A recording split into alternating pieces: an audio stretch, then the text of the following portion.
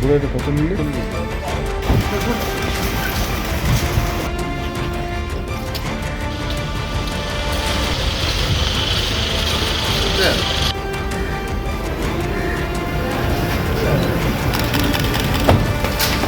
কয়লা পাচার কাণ্ডে চার্জ গঠনের শুনানি শুরু হলো। অভিযুক্তদের বিরুদ্ধে একাধিক ধারায় চার্জ গঠনের প্রস্তাব দিল সিবিআই। বৃহস্পতিবার আসানসোলের বিশেষ সিবিআই আদালতে মোট 48 জনের বিরুদ্ধে চার্জ গঠনের প্রক্রিয়া শুরু হলো।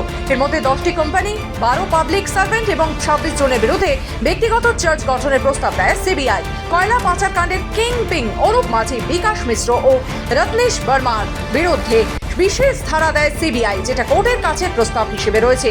তবে অভিযুক্তদের আইনজীবীদের কথা শোনার জন্য সময় দেওয়া হয় আগামী সোমবার।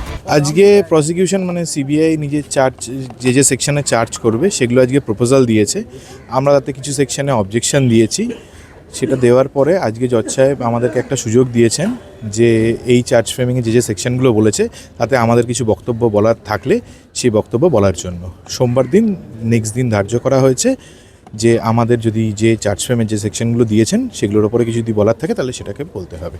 আজকে প্রসিকিউশন চার্জ প্রপোজ করলো বলতে তারা কোর্টকে বললো যে তারা প্রপোজ করছে যে এই সেকশনে চার্জ ফ্রেম হোক। তো আমাদের কিছু সেকশনের অ্যাপ্লিকেবিলিটি নিয়ে অবজেকশন ছিল।